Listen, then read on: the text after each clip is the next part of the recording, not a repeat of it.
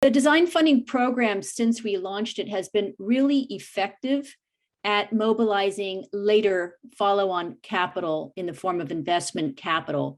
We have some statistics on our website about the very modest amounts of money we have put out the door and the effect it's had over time on creating investable transactions. So here we are with a gender responsive climate window. Our view on all of this is, we just came out of the COP26 meetings, a lot of high level discussions, policy level discussions, very serious commitments to action. But what we need now coming out of that meeting is concrete and rapid action on the ground. And that action has to include gender. So this is Convergence's and the Canadian government's, if we can speak for them for a second, this is our commitment toward concrete and rapid action. This entire field of gender responsive climate, or investing at the nexus of climate and gender, is nascent. And what design funding solves for is that gap in really early stage support to those folks who are working on concepts that will later draw in investment capital, but need a lot of exploration before they can get there. So design funding is intended to create a supply of investment ready transactions. So that's some context for you. I will pass back to Aditi to take you through some further context for today's design funding window. Over to you, Aditi.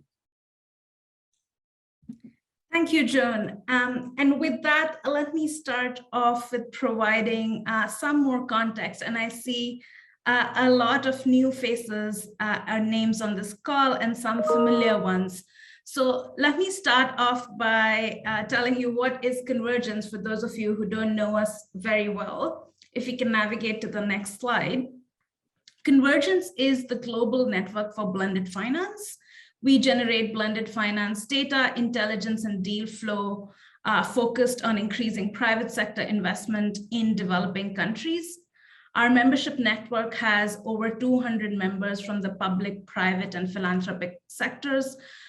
For these members, we have a deal matchmaking platform. We also have the largest database of blended finance transactions in emerging markets, with nearly 700 historical deals captured. Based on this database, we do data analysis, intelligence, and we also do training and capacity building. A lot of these resources can be found on our website.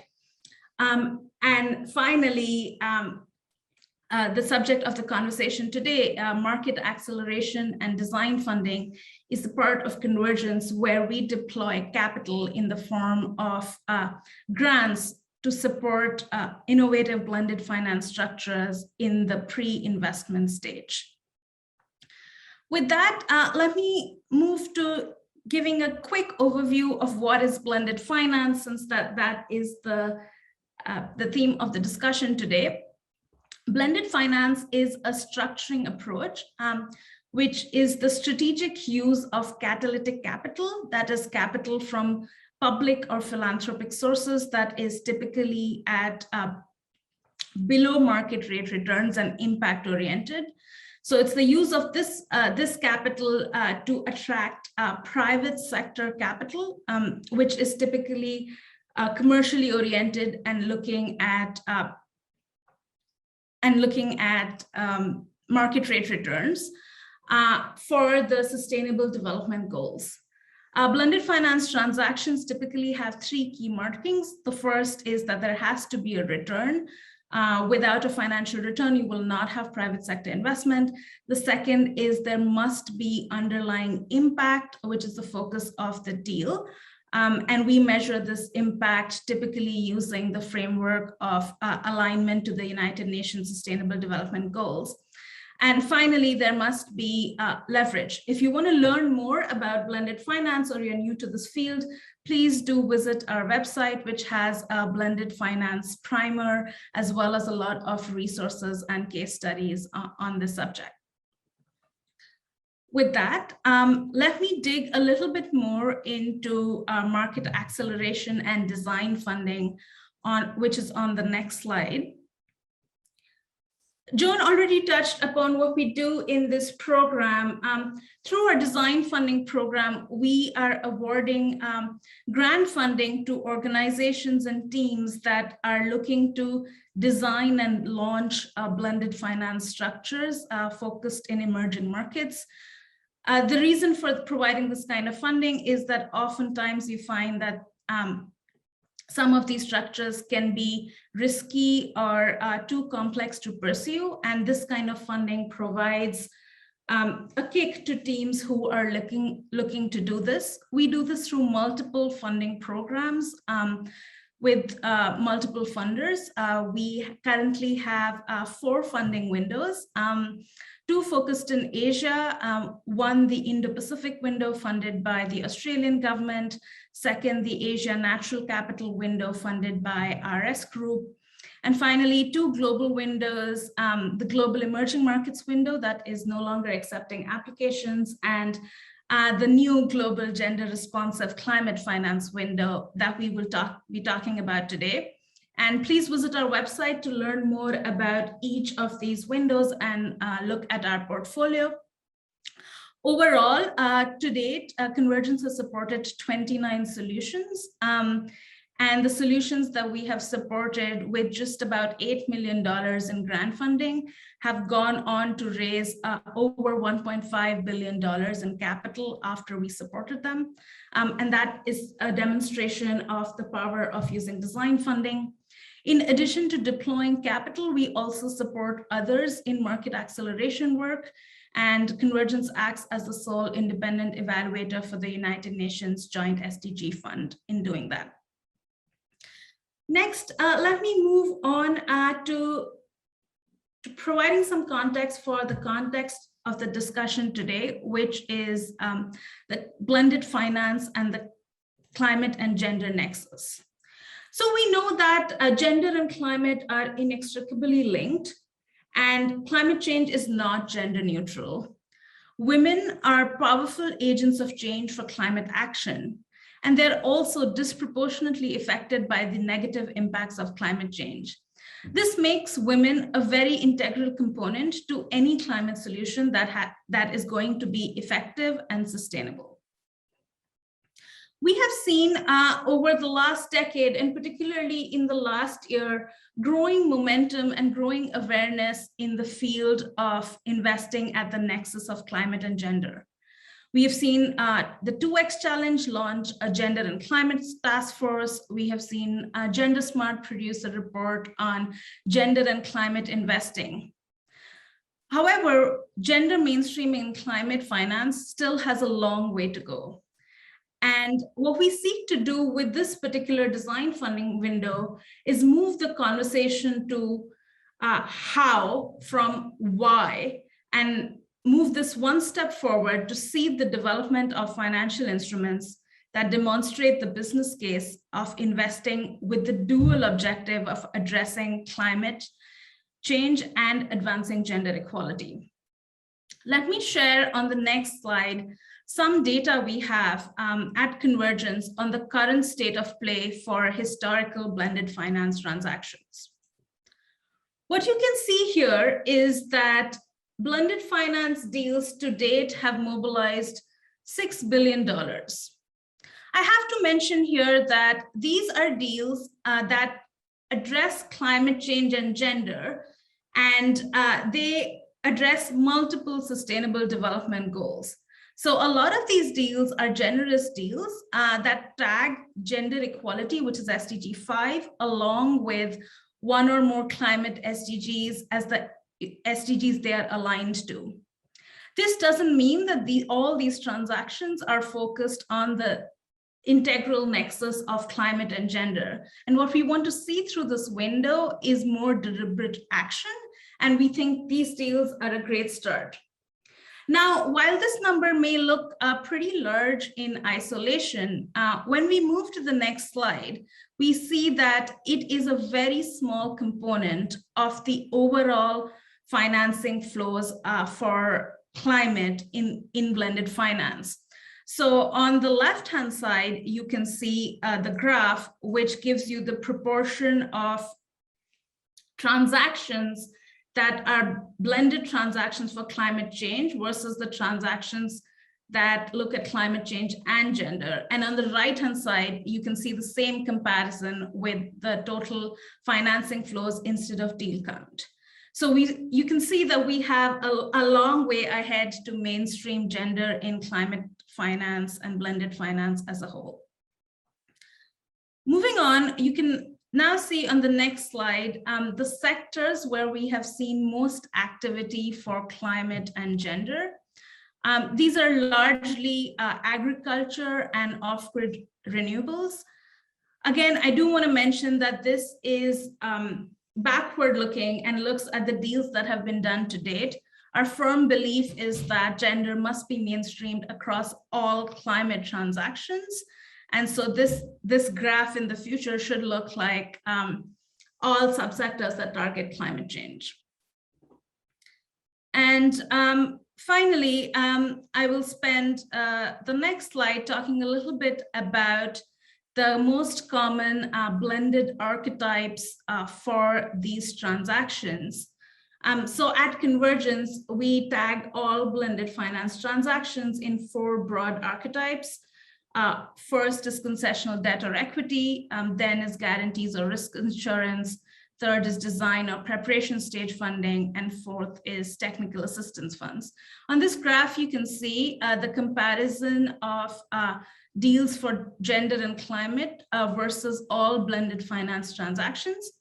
And you see here that there is a disproportionately large amount of design and preparation stage funding and technical assistance funds used for deals at the climate and gender nexus. This goes to show the nascency of the sector, and we think more of this kind of funding is needed to really move the needle. If you would like to see more data and analysis on blended finance transactions in this space, please do visit our website, and we will be popping links in the chat to a couple of relevant blogs. With that, let me hand it over to Joan for our panel discussion for this event. Thank you very much, Aditi. And I can see that others are as excited as we are about this subject based on the really large attendance for this event. May I ask you for the slide that introduces everyone? Is that available? There we go. Okay, so I do want to welcome very warmly 3 good friends and important folks for us in this realm. First of all, from our funder, we have Cam Doe, who's joining us from, I believe you would be in Ottawa this morning. She is the Executive Director for Climate Finance at Global Affairs Canada. Welcome, Cam. We also have one of our board members, Rachna Saxena, who is a partner at Dahlberg as well. And third, Kayleen Alvarez, who is the co-founder of Biduk in Indonesia and also of Athena Global Alliance. And Kayleen has been on our funding committee for the design funding program already and will be on the committee that is a bit like an investment committee for us. She will be on the committee for this window as well. So we have 3 people from our inner circle of work on this front. So welcome all 3 of you. I'd like to start, if I may, Cam, with your view from Global Affairs Canada. I would be very interested, and I think our audience would be very interested to understand what Global Affairs Canada's experience has been like so far with gender responsive climate finance. Canada has been outspoken and out front on gender. So tell us a little bit about the intersection in your work between gender and climate. And also if you have any comments on what you think is and isn't going on in the field in general, please go ahead and spend a couple of minutes on that as well. So over to you, Cam. Sure, and thank you so much.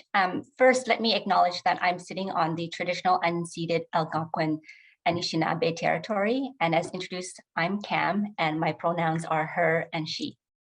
Secondly, thank you so much for having this panel to launch this design funding window. It's really a great honor to be here. And I'm really excited to learn and to hear about the knowledge that's going to be built from this project, right? And how we can scale it in the future. So in terms of what we've been doing to date, how can I say, this project, you know, Joan, we've started this, what, in 2018? Like, it's a long time in coming, right? And it really was in response to the need to demonstrate the business case for investments at the nexus of gender and climate change, and also to help build a market for gender responsive climate finance projects. And for those of you who don't know, Canada has been funding climate finance solutions since 2010 with 1.2 billion, and then again in 2015 at Paris, where we made a commitment to increase that to 2.65 billion. And when we made that commitment, it really was in the context of a global concern on temperature rise. So the big focus was mitigation. And our role was really to incentivize the private sector towards the low carbon economic pathway. And it did help us to achieve, you know, the goals we set out on GHG reductions. And this is extremely still important. And with our mitigation goals, I don't know if many of you know, but our main tool, Canada's main tool, is loans. So this project is quite unique in that we're giving grants. And at the time, and I would say even now, we still have very little scope, you know, for direct investments, particularly small transactions like these ones here. And so that meant that we were working through investment platforms and fund managers, principally with the large multilateral banks, right? Like the World Bank, the Asian Development Bank. So I also want to emphasize that even with our climate finance money and our loans, the Feminist International Assistance Policy came in 2017, and that was after the 2015. And this policy recognized that supporting gender equality and the empowerment of women and girls is the most effective way to address the root causes of poverty and build a more prosperous economy.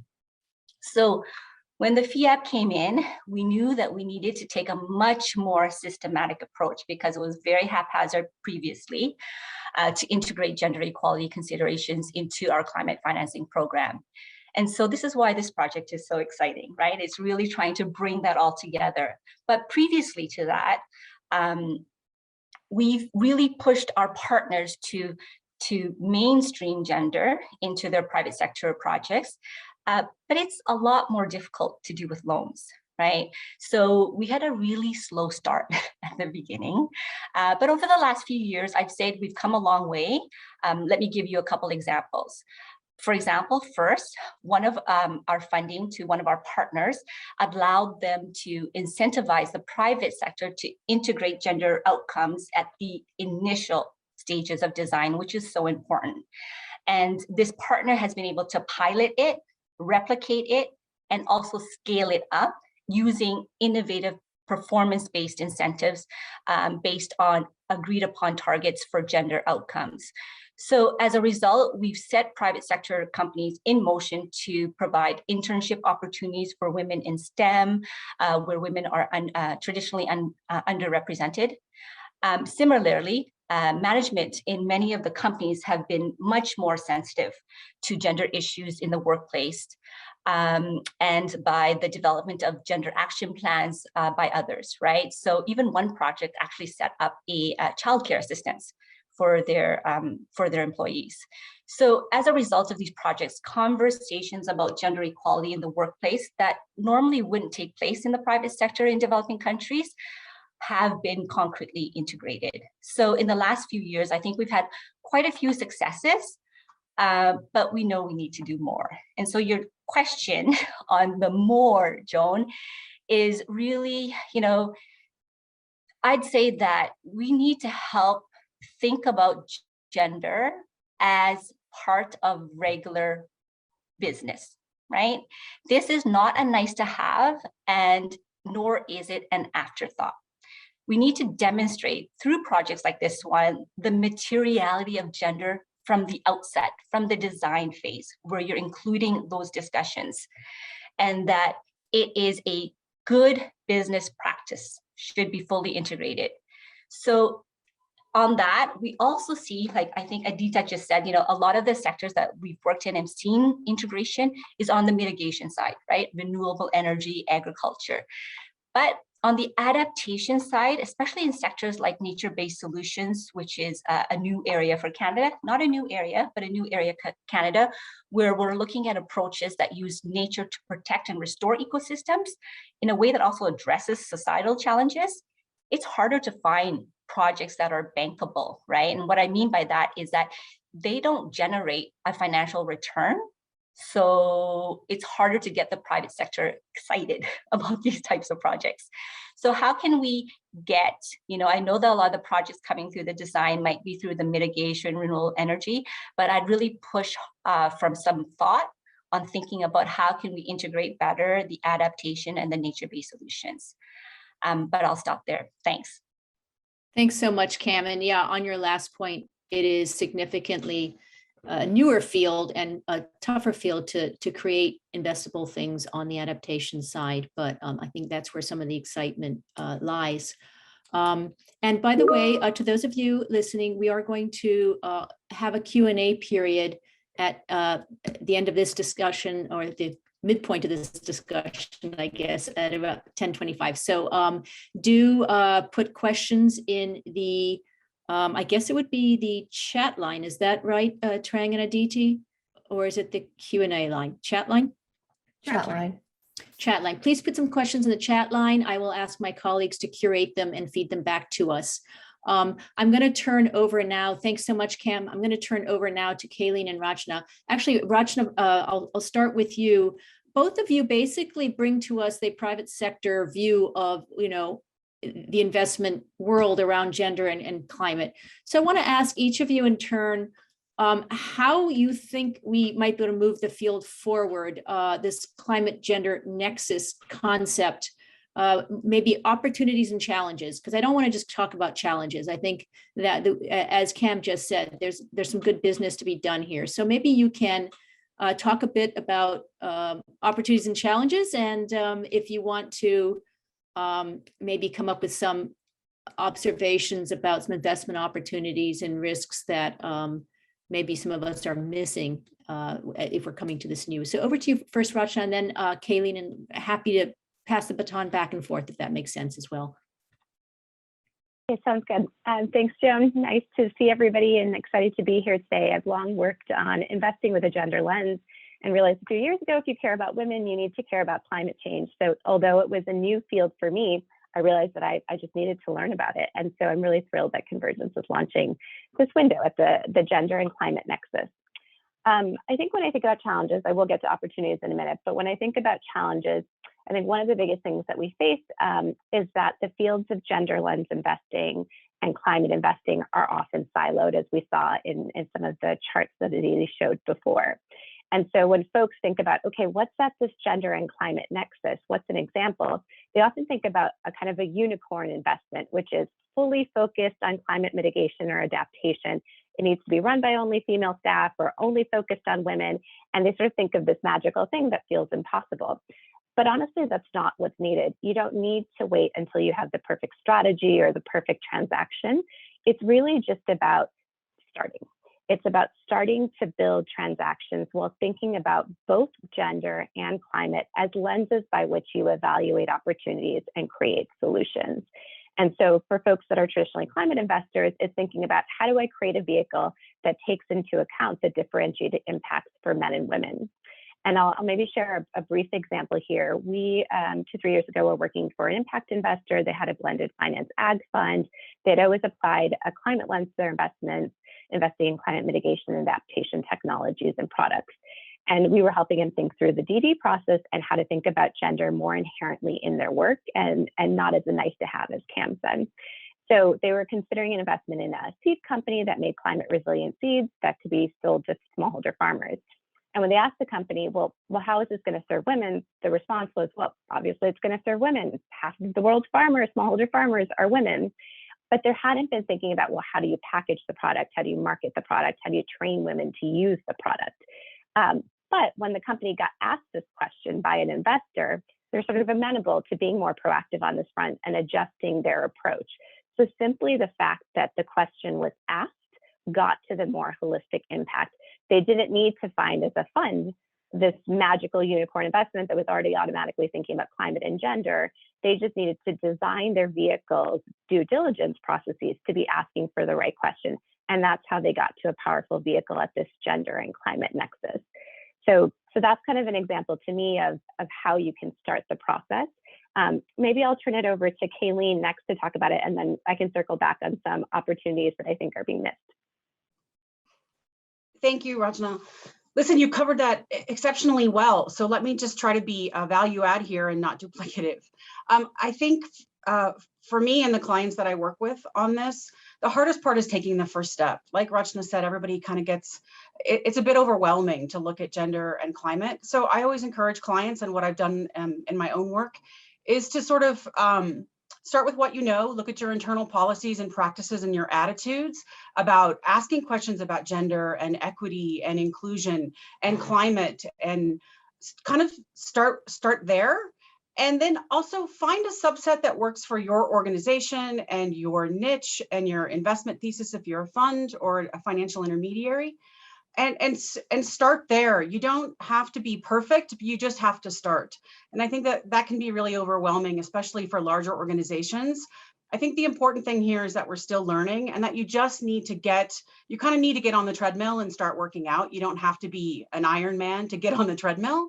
And let me just give you an example. So I founded a small lending platform with Gender and Climate Nexus in Indonesia, and we're super small. We're focused on SME. And so we looked at gender in 4 dimensions, and not all of our investees have to be perfect in all of those dimensions, but they have to be willing to want to work in one of those 4 dimensions for gender. And then for us, because climate is such a big thing, we focused it just simply on the blue economy.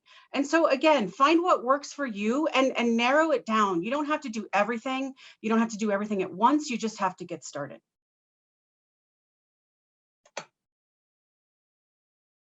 John, would you like us to layer on with some examples now? I saw that's also coming through in the chat. Yeah. I'm happy to start, and then Kayleen will jump in maybe after me if that works. So just also, Cam, if you are also seeing things, please join the fray. Go right ahead, Raj. Great. So I'll throw 2 out there, but I'm very curious to hear others. So I think folks can think about this in a myriad of different ways. I think oftentimes when I hear about people thinking about the gender and climate nexus, they often think about a typically climate investment and kind of layering on the gender analysis from the beginning. And something I've seen less often, but I think is pretty interesting, is creating investments or vehicles really focused on the gender aspect, really focused on women, but that will have large climate impacts. And so there's kind of two kind of examples of investments that you can make that are inherently gendered, but they have huge climate impacts. I think a common one is kind of investing in clean cook stoves. Do you have a fund or transaction investing in clean cook stoves? I think it's well known that it reduces women's unpaid care work because they don't have to fetch fuel and firewood. It's better for their health, but of course there's significant environmental impacts as well. Another example that always comes to mind is investment in contraceptive access. Lower and slower population growth reduces the constraints on climate sensitive resources. And it's also beneficial for women to have greater control over their reproductive lives, which allows them to focus on their productive lives, including their ability to then focus on climate solutions in their productive lives. So I think those are examples of things that are kind of considered pure gender investments that ultimately have large climate impacts. So it sort of switches the narrative on the head. I'll maybe share one more example. I think infrastructure is sometimes an overlooked space. A lot of infrastructure is, of course, being designed with a climate lens, renewable energy, sustainable wash facilities, but the gender lens is not always clear. I think there's a bit of a risk of quote unquote kind of pink washing, where you say, well, in this location, over 50% of the population is women. So if we build this road, well, then obviously 50% of the beneficiaries are women. So this is a gender lens. Or we build this wash facility and then 50% of the beneficiaries are women. And that's not always the case. To I think the point that Cam made earlier, if you don't design these projects with women's needs in mind from the beginning, you can miss an opportunity. You don't know if you're designing the project efficiently or effectively. You don't know if you're making women aware of the benefits, showing them how to use the services, and really building it with their needs in mind. So I think an emerging example where I've seen some positive trends is in the transport sector, where there's kind of a surge in electric vehicles globally, which are having significant climate benefits. And it can also have tremendous benefits on women in terms of time savings and access to jobs. But if the systems aren't designed with women's needs in mind, you can kind of miss some of those benefits. So thinking about what routes are relevant for women, think about safety issues like how well lit are the stops, female-only cars, et cetera. Those are things that need to be taken into account to ensure that some of those gender impacts are achieved alongside the climate impacts. So those are two areas that I'm hopeful will grow, though I feel like sometimes they're overlooked a little bit now. Those are just some great points both of you have made with the actual examples. The fact that not everything starts from climate and gets gender layered onto it. The fact that you start somewhere. And part of this is literally developing your own lens about your own activities that you're already doing. Or, you know, I guess in the design funding context, if you're thinking about creating an investable structure, maybe go back and ask yourself whether you've asked yourself all the right questions on the climate front and on the gender front that you could be asking in order to make this a stronger proposal.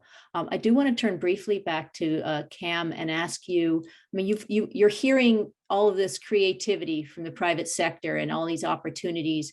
What else is Global Affairs Canada thinking of doing around this whole, I mean, you're supporting this window. What else are you doing? And you've got other activities going on. Do you have any new initiatives or other things you're working on that might be helpful for people to know about on this call, or that would add to what we're going to be doing in the design funding side? Sure, but before I get to that, can I just maybe respond or ask some questions on what Rachna and Kylene were saying? For us, Totally. I didn't mention this, right? For us, you know, maybe it's a government thing that we need to start rethinking the way we do our own analysis. For us, climate finance, to be able to get funding from our pot of money, you need to meet an OECD DAC Rio marker of 2 for climate change and adaptation and mitigation. I won't go into that because it'll take a whole other session, but that's the primary objective, right? So we get caught up a lot. This is why I really like this initiative. It's small, we're trying to scale it, but we get really caught up in the, if it's gender, it can't be climate. And we get a lot of internal pushback on that. And I don't know how, maybe we need our own education. But for example, the Haiti cook stove, we have one. It is not considered climate.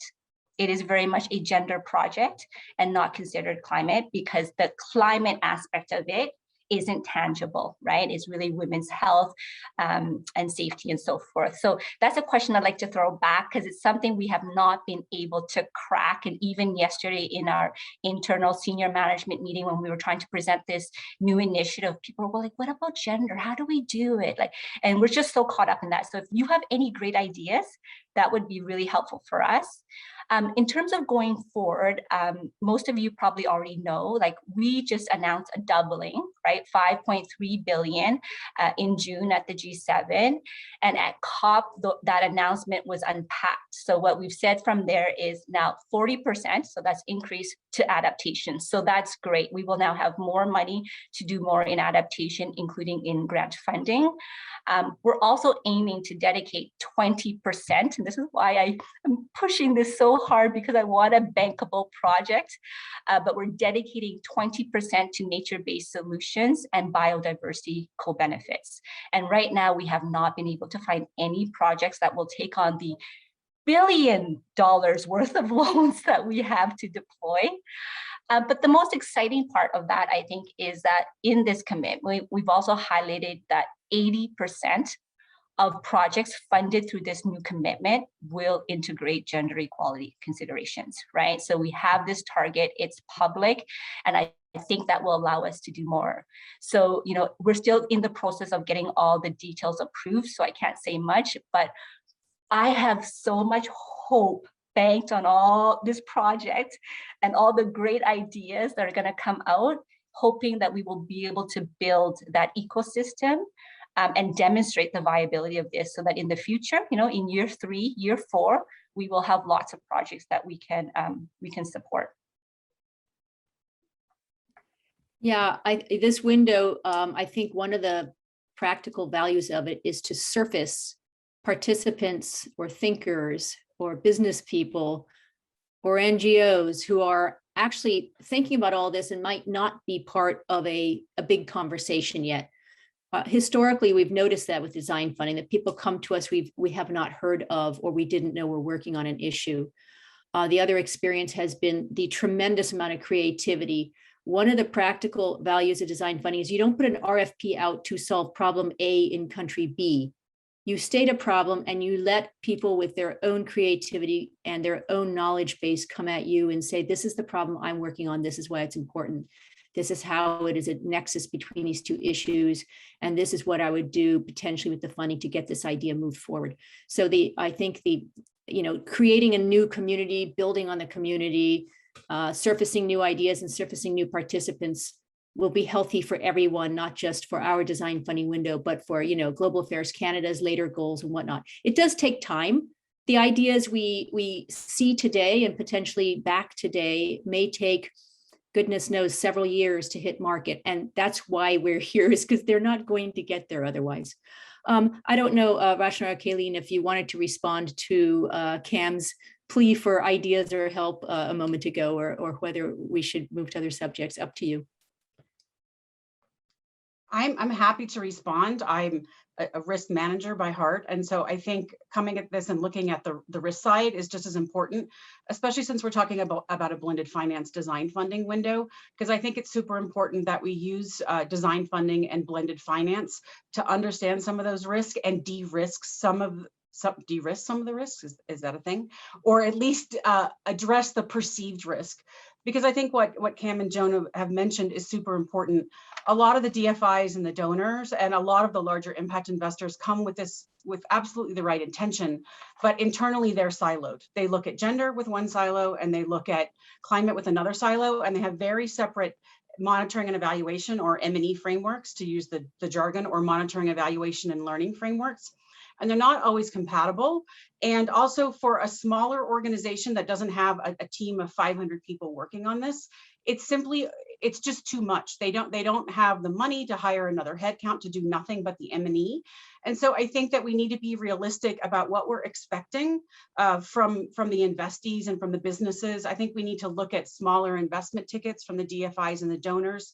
We need to create a culture where it's okay to fail early and pivot and move on.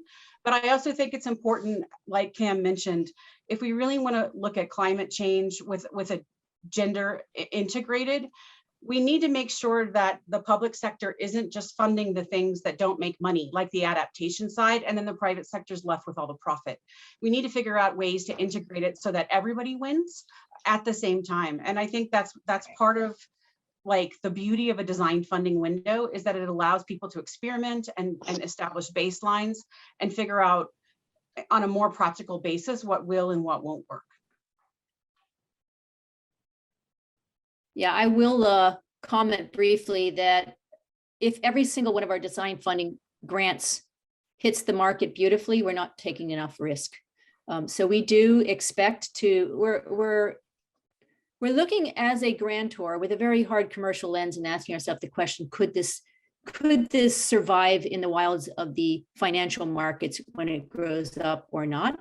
But we are willing to take some risks to see which solutions work. So I just, your point about risk is well placed. So Rach, I don't know if you wanted to add anything to that point. I mean, I think Kayleen covered it beautifully. And I think, Cam, you have points that folks raise all the time. That's why I think it's an overlooked opportunity. It's easier, I'm putting in quotes because I know it's not necessarily easy, to capture some of the climate benefits, right? That's why there's a lot of financing in there. There's a lot of impact measurement that goes in there. And sometimes things like clean cook stoves, contraception, myriad other examples feel like they are just put into Kayleen's words, a gender silo. And it feels like, oh, it's too hard to look at the climate impacts, but there are clear climate impacts. There have been kind of RCTs that have started to measure those things. And I think as we think about taking risks with those windows, maybe not those two specific examples, but that's part of the point of the design funding, like experimentation, seeing if you can make that commercial case and prove it with the feasibility studies. I think that's an exciting opportunity. I don't think it's an easy opportunity, but I think it's an exciting one to take risks and to experiment. And it may not work, but but it's a way to kind of test out a model that folks have been talking about for a while, but no one's quite been willing to take the risk. So I think you point out something that is a challenge, but hopefully something that could be countered with this funding window. I want to go ahead and see if we do have some interesting questions from the audience. So Trang, perhaps you can let me know what it looks like there and whether we should begin to involve our listeners. Yes, Joan. So one question was around practical examples of 1 or 2 deals or projects. So we did touch on that a bit already, but if there are other examples that the panelists want to touch on, feel free to. And the second question is directed towards Kayleen. The question is, what were the 4 gender dimensions you mentioned? And would you mind elaborating? And I should say that maybe in that responses, maybe after Kayleen, after you respond directly to that question, one question people might have is, what are the standards, or you know how we have the SDGs for development, we have various other standards or metrics or frameworks for various things. Is there a common framework by which any of us look at the gender dimensions of climate? I'm not aware of one, but I will put that out there. But first, Kayleen, why don't you go ahead and take the question about the 4 gender lens issues that you were citing a minute ago. Sure, and I can also give you an example of gender and climate together with a framework. So for us, we do unsecured lending to SMEs, and so our gender framework is pretty simple. We have an internal gender framework. We're a woman-owned firm, and we have complete gender equity on the team, and we have very gender equitable internal policy. So that's our first lens, is an internal one. The second is that we look at women business owners or women in leadership positions, following the 2X definition. For those of you not familiar with it, Google 2X.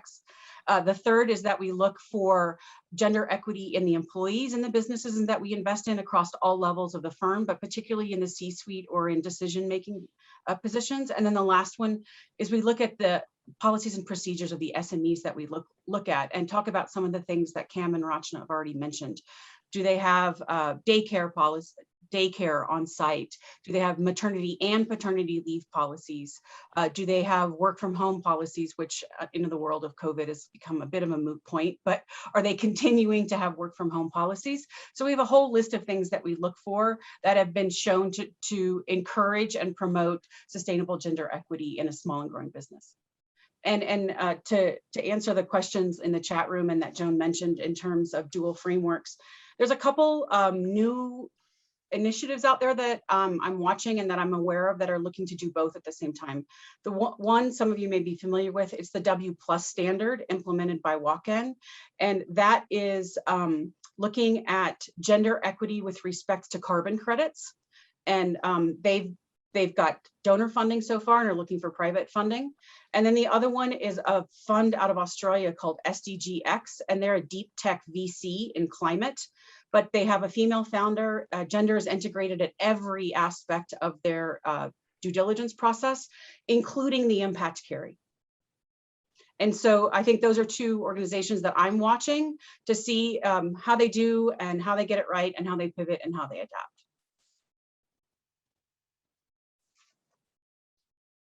Yeah, I would just elevate the ones that Kayleen mentioned. And I think I saw Jeanette in the chat who leads the W+ work. And so she could probably put more in the chat as well.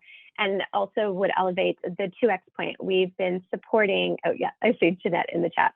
We've been supporting the DFIs that are part of the 2X challenge to come up with the criteria. Now I can put it in the chat, but it's focused on women as founders, entrepreneurs, as leaders, having a majority female employee base with supportive policy, as well as thinking about women as customers and beneficiaries of your products and services.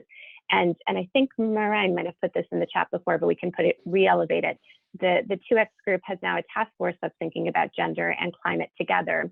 And so they've thought through both how you use the 2X metrics in that way, but also how do you integrate some of the climate aspects in there as well. And so that I think was just released in the last month. And I find that a useful resource to kind of bring those 2 pieces together.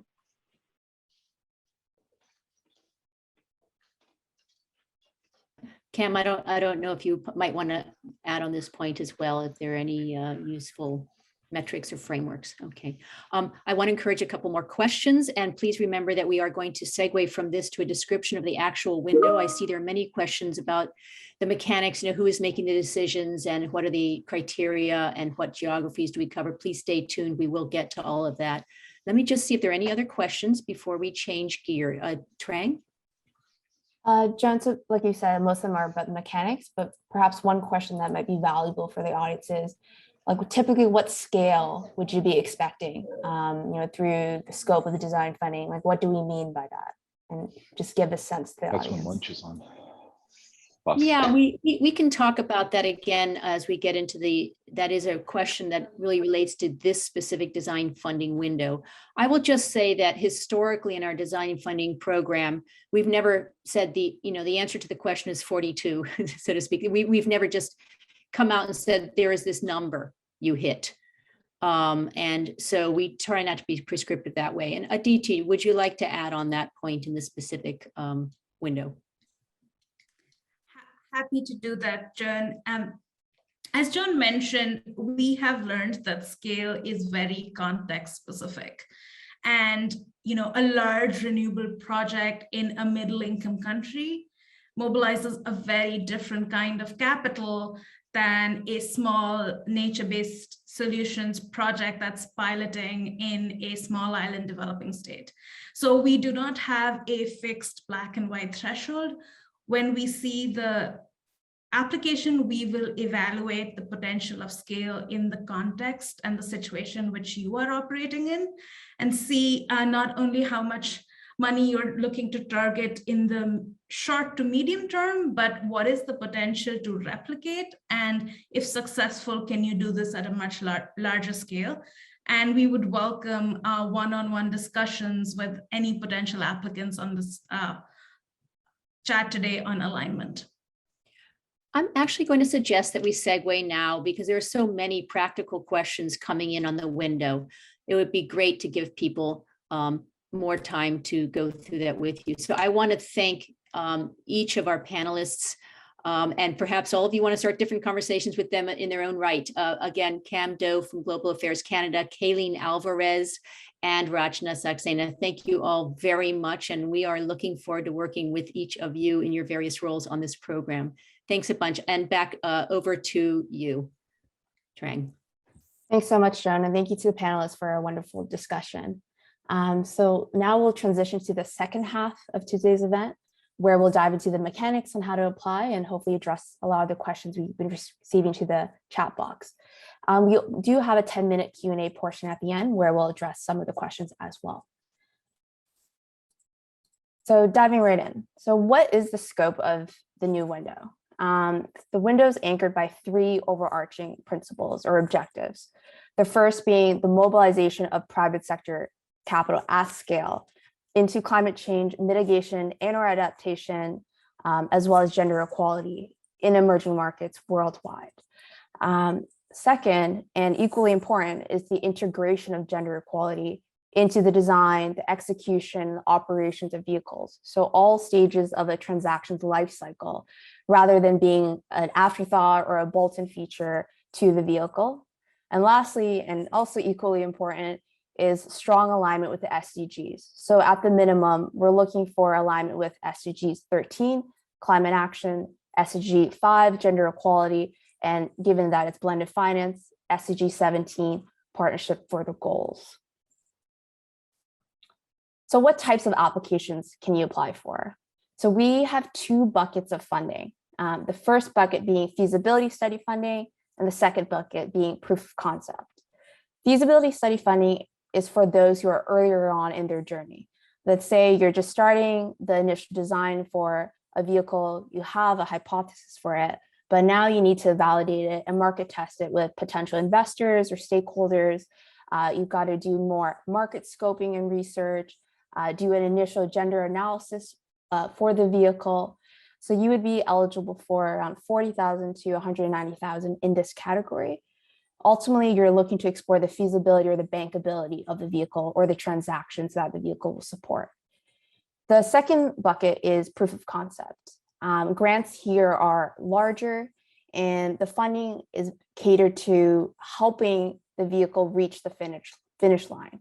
So generally applicants are around 12 to 18 months away from reaching financial close or launching the vehicle, and they need that last push to complete all design and structuring activities. So activities could look like fundraising and marketing with prospective investors, finalizing legal documents and the legal structure to help the vehicle reach a point where it can launch, finalizing the financial model and gender action plan for the vehicle are other examples to give you an idea. Grants in both categories are not repayable or loans, they're traditional grants. Moving on to the eligibility criteria. So now that you know what's available, you might be wondering, am I eligible? So we do have a few non-negotiables when it comes to the application. The first being geography. Any emerging market is eligible as long as it's listed on OECD's DAC list of ODA recipients. And in terms of the application types or organizations that can apply, we only accept applications from organizations or consortiums of organizations. We don't accept proposals from individuals, as an example. And the lead organization must be able to provide one, proof of incorporation, and two, financial statements for the previous fiscal year for compliance reasons. And finally, what's not eligible? So Convergence's grant cannot be used for investment capital. For instance, the grant cannot be used to invest in the capital structure or to be used to invest in the vehicle. And second, requests for support for operational activities of a vehicle that's already established. The objective of our funding really is more of the design phase and the early stage points before a vehicle launches. Moving on to eligible sectors. Given the theme of this window, which is extremely cross-cutting, we've cast a pretty wide net when it comes to sectors we would consider. Here we include a list that's just illustrative, it's non-exhaustive. So if for a vehicle that's primarily targeting climate mitigation, you can cover anything from low carbon transportation to energy generation and efficiency and distribution, all the way to agriculture, forestry, and food security as examples. If the vehicle is focused on adaptation as a primary objective, in the sectors that would be eligible could cover sustainable and climate smart agriculture, disaster insurance, ecosystem restoration, waste and water management are other examples to give you a sense. Moving on to evaluation criteria. So we've got a lot of questions around this, how are proposals assessed? And we do have a few key areas that we look at, which you see here on the slide. I won't go into detail for all of them. It's available on our website, but I will highlight a few key elements that are very important to us. So the first being scalability and or replicability. As a blended finance shop, it's really important to us at Convergence that the vehicle shows potential to mobilize private sector capital at scale into climate change adaptation and mitigation, as well as gender equality. So we would be viewing proposals based on things like how realistic is this vehicle going to be mobilizing private sector capital? What's the timeline for that? And to what extent and what quantum? And if the vehicle is successful, can others in the market learn from it and adopt a similar approach? So that's the replication aspect of it. Second to that is demonstration effect. As a donor, or a funder, we are very keen to support approaches that are new or innovative or have never been tested before. And in addition to that, we like to support vehicles that are attracting stakeholders like institutional investors who usually wouldn't participate in the space. Some other key aspects, given the theme of this window, of course, are climate change and gender equality. And by that, we mean, how are these two key aspects being incorporated in the design of the vehicle, in the execution of the vehicle, and in its operations over the long term?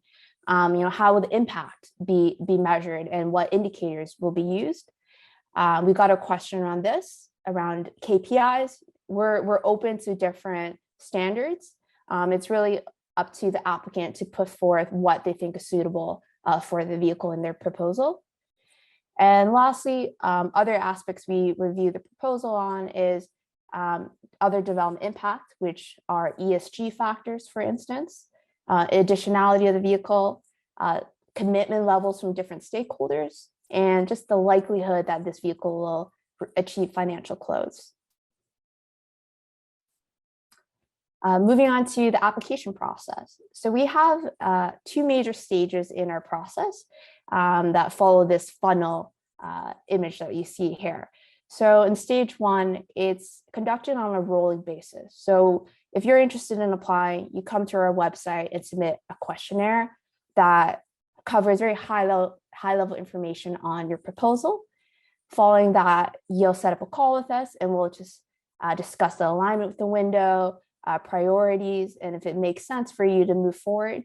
It's ultimately a screening call. And following that, if you're interested, this is an optional step.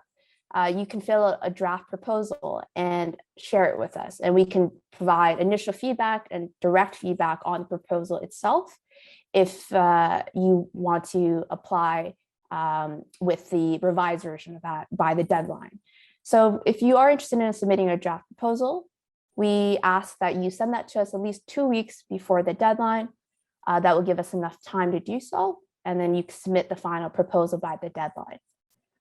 Following that, you will be moving on to the second half of the process, which is now the review and shortlisting. So proposals will be reviewed by the management team and the design funding team, and then shortlisted for due diligence. And then recommendations will be made to our funding committee, which is comprised of external experts from different areas. And then lastly, approval by the board. So generally, it varies by cycle, but we typically fund 1 to 3 proposals per cycle by the end of this process. And from the final proposal submission all the way to board approval, that usually takes anywhere between 2 to 2.5 months, give or take. And we communicate with applicants every step of the way of our decision. And now you might be wondering, which window should I apply to? So Convergence currently has 3 windows open. So we focused a lot today on the gender responsive climate finance window, but we also do have 2 other windows open. We have the Indo-Pacific window funded by the Australian government. It's similar to today's window in the sense that it targets climate change mitigation and/or adaptation, as well as gender equality. But the key distinguishing factor here is that the proposal can be climate change and/or gender equality. But in the gender responsive window, it's non-negotiable. It has to be both climate change and gender equality. Not only that, the Indo-Pacific window is geographically focused on Asia. Meanwhile, the gender responsive window is globally focused. And the third window, Asia Natural Capital window, has a very specific theme and geography focus. So the focus will be on natural capital and in Asia. So ultimately, which window you apply to is up to you, and that's your decision. If your solution is eligible under multiple windows, you have to make the selection of the best window to apply to. We do accept resubmissions. And if there are any questions around the application process or you want to get in touch with us, the information is all available here on the slides, which we will be sharing with everyone after the presentation. And for those interested in the gender responsive window, the first deadline is January 28th, 2022, followed by June 30th, 2022. And generally, we have about 3 cycles for each window a year. So if you miss the first opportunity, don't worry, there'll be another opportunity coming up in the horizon. And that sums up the Design Funding 101 portion.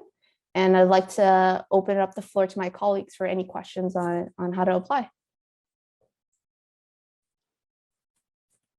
Hi, Ryan, Krishna here. I just wanted to raise one question we've been getting in the chat box about about target geographies. And when we're talking about target geographies, could you elaborate on whether the team or the organization which is applying, do they need to be in the DAC list, the OECD DAC list of target geographies as well? If you could clarify. Sure. So the team itself does not have to be in the emerging markets on the OECD DAX list. That's applied to the vehicle itself. So the vehicle has to target geographies on that list, but the applicant organizations don't have to be. So you could be from North America theoretically. Thanks for answering, Trang. Another question is on organizations who are eligible for funding. I think that's another question we've been getting a lot. Could you give some examples of types of organizations that are eligible to submit applications for the window? Sure, definitely. So the types of organizations is very open. So that can include asset owners, asset managers, NGOs, foundations, corporations. As long as you're an organization that can provide proof of incorporation and financials for the previous fiscal year, you would be eligible. Great, thanks for clarifying, Trang. Just another question on the distinction between, I think, the feasibility study and proof of concept applications. I think a few of our participants asked about, what would be the distinction between feasibility study and proof of concept applications, and how would I understand which one to apply for? So if you could just give some examples of either. Sure. So for a feasibility study, it's when you're relatively early in the journey. Let's say you have an idea of the vehicle you want to design, like an initial capital structure, what types of investors you would want to be targeting and testing this concept with. You're probably still at least like 2 or 3 years away from financial close, and you really want to just validate your thesis before committing more funding and timing into it. So usually in this stage, applicants are relatively early with their conversations with investors, for instance. They have an idea of what things will look like, but they need to flesh it out further, and they need funding support to do so. For a proof of concept, you're a lot further along in your journey already. You've gotten that market validation from a subset of investors already who've shown commitment. So for a proof of concept, we usually ask for strong indication or commitment from potential investors already into the vehicle, as well as a financial model for us to review. And the timeline for you to launch the vehicle or reach first close is relatively close. So 12 months to 18 months, for instance, is quite common. And in the later stage, you're a lot more focused on the structuring. So you'll be focused on the legal aspects, incorporating the vehicle itself, getting things ready before you launch. And if anyone wants more clear examples, you can visit our grant portfolio page, where we have a description on different grants we funded to date, and some are in the feasibility study stage and others in the proof of concept, and it'll also give you a sense of what we funded to date.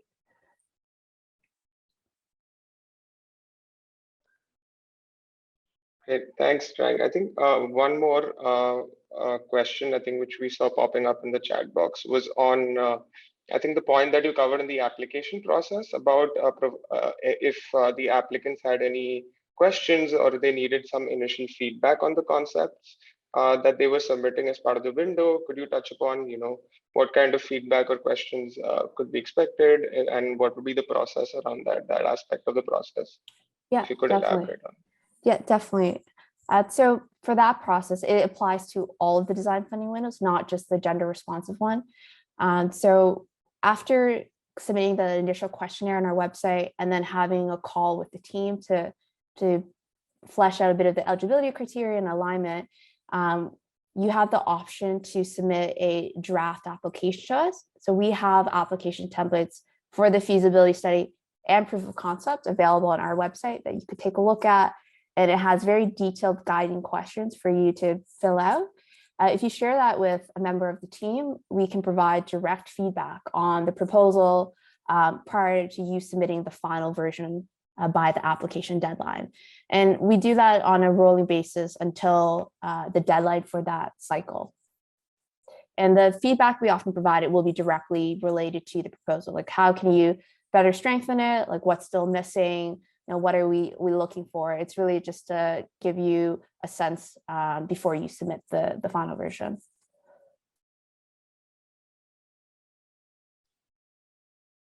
Trang, one more question on the application process. If you can talk about timelines as well. I know rough timelines in terms of how much, guiding timelines for the application process across each stage from the start to the end.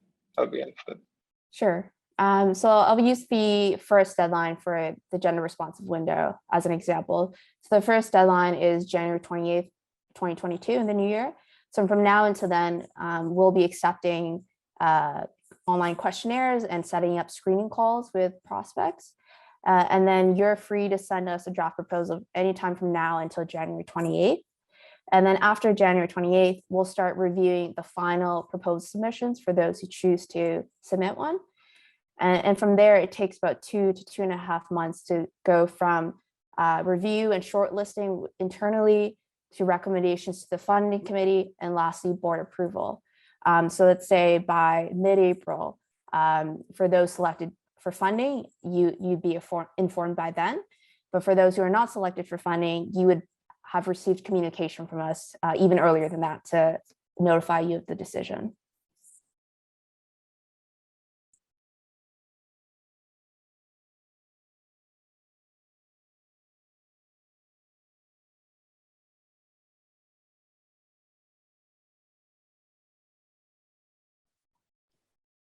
Are there any more questions from the audience, Krishna?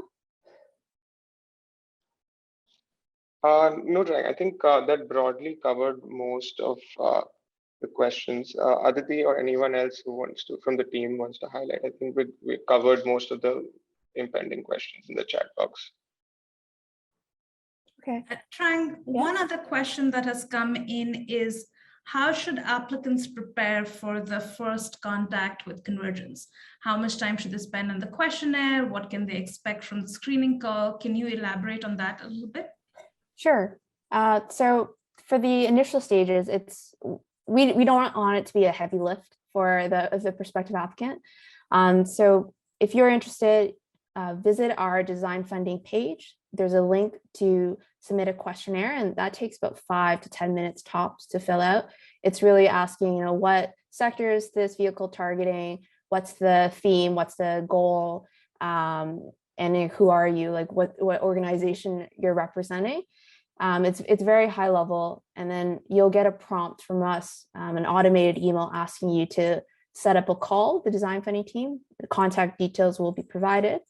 Once you reach out to us to set up a call, the call is usually around 30 minutes, give or take, where we ask for a concept note if you have one to share with us in advance of the call.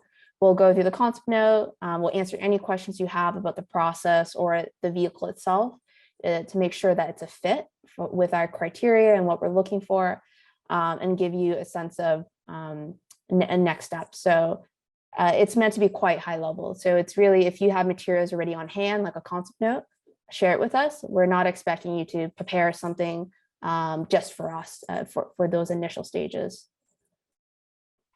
We might also have the question pending in people's minds of how many grants to expect to be awarded per cycle out of this program. Yeah, 1 or 2, or what's the I actually think 100 to 1 is probably a pretty good ratio. We fund anywhere between 1 to 3 a cycle, and final proposals we generally get around, let's say on average, between 20 to 30 per cycle per window. But that screening process at the beginning does funnel down the pool quite a bit. So we do screen a significant amount of calls, between 50 to 100, even earlier than that, before we reach that small group at the end. Trang, another question we have coming in is, whether this funding can be used for adapting an existing fund or facility. And before you answer that question, a note to everyone who's listening, if you have questions that are very specific to the concept that you're working on or diving into the nitty-gritties, we do invite you to submit the questionnaire, as Trang mentioned, and reach out to us to have a one-on-one conversation so that we can do a deep dive with you that we won't be able to do on this call. Sorry, Aditi, can you repeat the question part again for me? Sorry about that. The question is, Yeah. if there's an existing fund or facility that is being adapted or modified, can this funding be used for that? I think without getting to specifics, it would have to be like a slightly new approach or a new vehicle that's being established. Like it's acceptable if you're taking the learnings from a prior approach or you're scaling it up, but it has to be something that's not already established, but you're looking to probably scale up or do a proof of concept of. It can't be something that's already established or you're just essentially replicating already, given that the funding is for the design and launch of new vehicles. But again, without knowing the specifics, but if we can have a deeper conversation about what you're looking to do, and then we can go from there. Great. Another question we have from the audience is if you can walk through a blended finance structure in a layperson's term, and what do we really mean? Sure. So a very high level. Also, we have a very good blended finance 101 primer on Convergence's website that has a ton of resources, materials around this topic and a lot of good examples. But ultimately, by blended finance, we mean the catalytic or strategic use of philanthropic or public capital to mobilize private sector capital. So essentially, the concessional use of funding or below market rates to attract those who usually wouldn't participate in the space. So in this case, we want to be developing investment vehicles that have concessional funders that are willing to come in, let's say, at a lower market rate to attract institutional investors who otherwise wouldn't participate in the gender climate nexus. So it's not a traditional commercial investment vehicle where everyone's investing at the same level at market rates. Now here we're looking for innovative ideas for vehicles that can bring in different parties with different objectives. Let's say the concessional funders have more of an impact objective, and the commercial investors have more of a commercial or financial motives.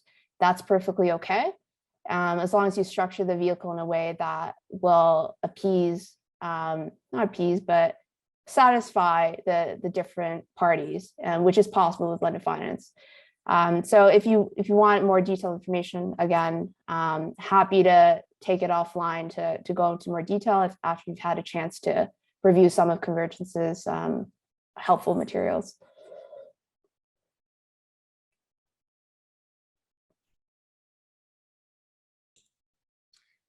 Trang, here I would add a comment based on some of the observations that have flowed through the chat that I do want to raise, particularly by Tiffany.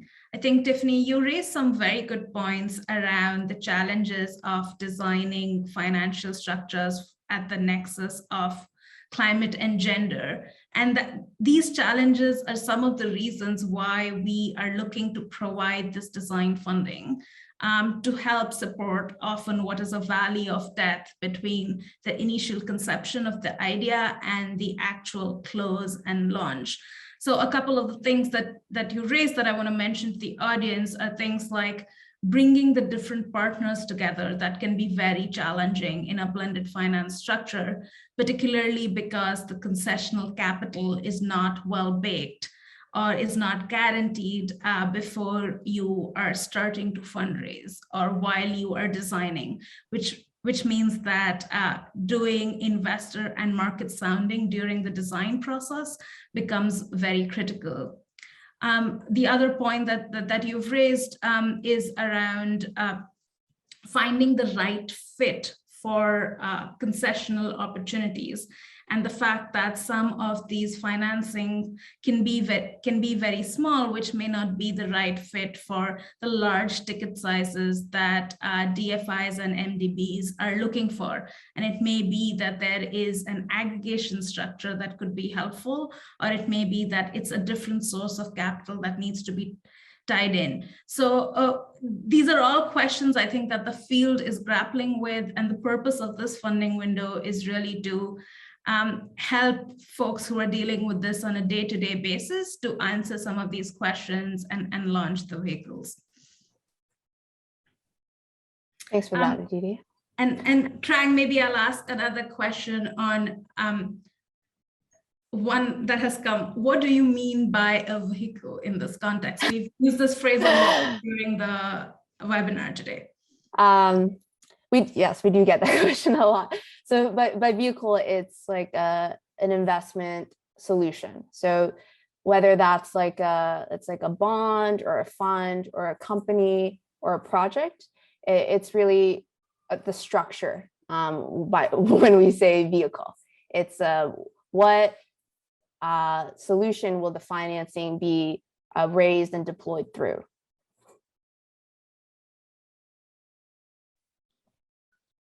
We also have another question about private sector investors and whether applicants do need to have already private sector investors on board before they can submit applications. If you can talk about that.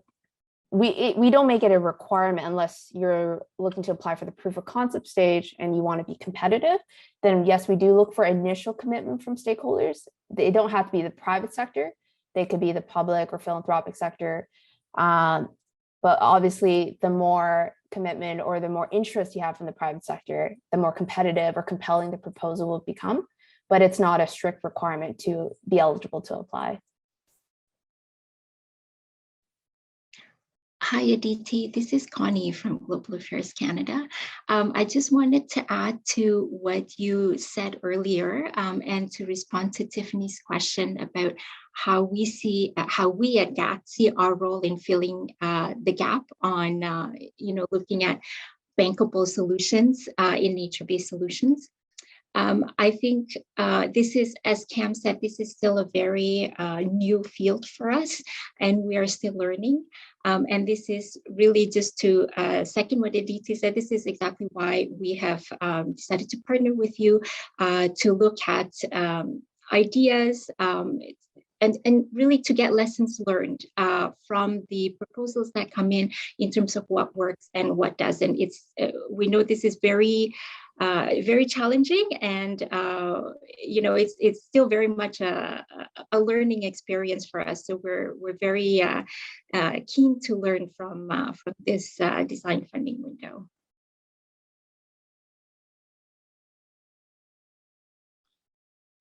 Frank, there's also another question asked by a few of the members there on whether they can apply for only new financing vehicles, or looking at they can also submit for existing vehicles and looking to build on or enhance those existing vehicles as part of the application. Generally, it's for new vehicles that are not yet established. So that our grant support can't be used for vehicles already established or for operational activities or investment capital. So it would have to be pre-investment stage.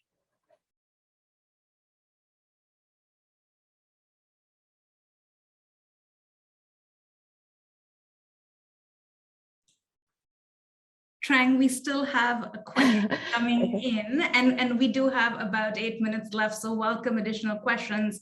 Another question is, where can folks find information on successful grant awards that have been published for the design funding windows that are existing? So we do have a grant portfolio available on our website. It lists all of the grants we funded today across windows, a description of what we liked about it, why we funded it. But that's a link that I can also include in the deck that we share afterwards. So feel free to go to the grant portfolio, take a look at the sectors, geographies, and the structures we funded to date. Thanks. One more question. On the selection process under this funding window, can you elaborate on the role of Convergence and whether Convergence will be selecting the proposals or Global Affairs Canada? So Convergence will be doing the review and due diligence and selection of proposals and making recommendations. We are managing on behalf of GAC as our donor, but a lot of the work around the proposals will be handled by us.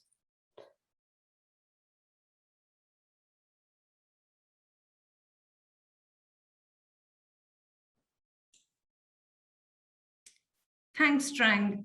We are going to wait for a couple of minutes to see if there are other questions. Sure. I see someone has raised their hand. Hi, Trang. There's another question on first-time fund managers being eligible applicants. I think we've covered this, but would be helpful to just go over it again. Yeah. So first-time fund managers can apply. There's nothing disqualifying you from applying. You would be eligible.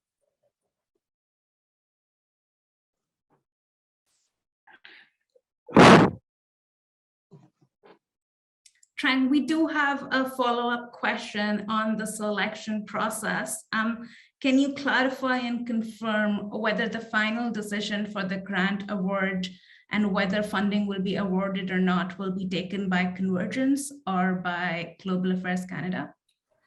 And whether there is a GAC representation on the funding committee? So based on the way it's structured right now, Convergence has fiduciary responsibility. So the decision-making will be made by Convergence. So to give you a sense, the internal review is done by the design funding team and the management team. And then we make a recommendation to our funding committee, which is made up of external experts. They're independent. And then from there, we make an approval to our board. And our board has different individuals that are also independent. So ultimately, a lot of the decision-making, it lies on us. And our funding committee members right now does not include a GAC rep, sorry, it's been a long morning. It's been mostly Convergence as well as a panel of external experts. Thanks. We have two more questions. The first one is on the process, which is, will all applicants be invited for a call with Convergence? Is there a screening before submission of the final proposal? Generally, we will take calls with all applicants unless it is very clear in the questionnaire that the proposal is not for a blended finance vehicle, which is a non-starter. And at that point, we would reach out and let you know to clarify, and also to clarify if that's the case. But we take calls with usually all applicants or all prospects. The other question we have is on more than one person applying and whether two managers can apply for the funding. Two managers? So a consortium of organizations or co-managers can apply for funding? Yes, definitely. So a single organization can apply or a consortium of organizations can apply. Either or is fine. But it would have to be clear who the lead applicant is. So if it's a consortium, who will be leading or who will be the grantee that will be the recipient of the funds. I'd like to go back, if I may, to the question about screening before final proposals. Anybody can submit a proposal. We will not bar anybody from submitting a final proposal. However, if you've gone through the trouble of filling a questionnaire out, of having a phone call, or sending a draft proposal, and at any step being told this really does not fit, then we would suggest you not follow through, but we would not bar anybody from submitting a proposal. There seemed to be a question, which is there going to be an invitation process by which there's a final round? And I just wanted to make sure that we cleared the deck on that subject. There is not. It's just that we will try to give you some guidance as to whether you perhaps really are knocking on the wrong door, and let you make the final decision yourself. Thanks, Jen.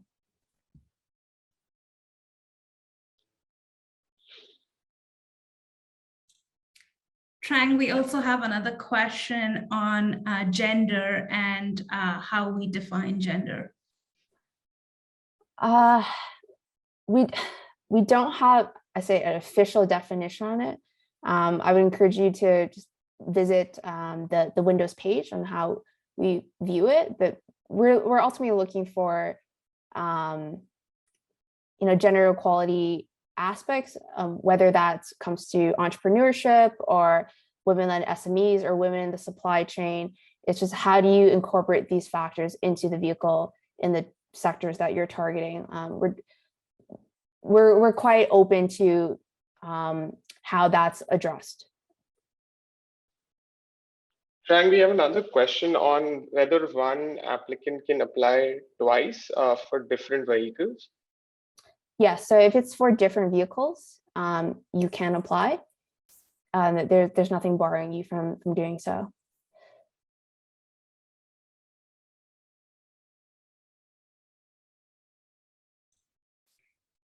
I think we are almost at time here. Trang, any final comments from your end? And before you do that, I do again want to invite everyone on this call, if you have follow-up questions, or if we have somehow missed your question, please do reach out to design.funding@convergence.finance. It is an inbox that all of us on this call respond to. It is not an automated email, so you will get a response, and we welcome continuing the conversation. Trang, over to you to wrap up. Thanks, Aditi. So thank you all for attending today's session. In terms of next steps, we will be sharing this presentation deck, as well as recording to all registered, those who are registered. And happy to take more questions offline. And thank you again for attending. We hope you enjoyed the session.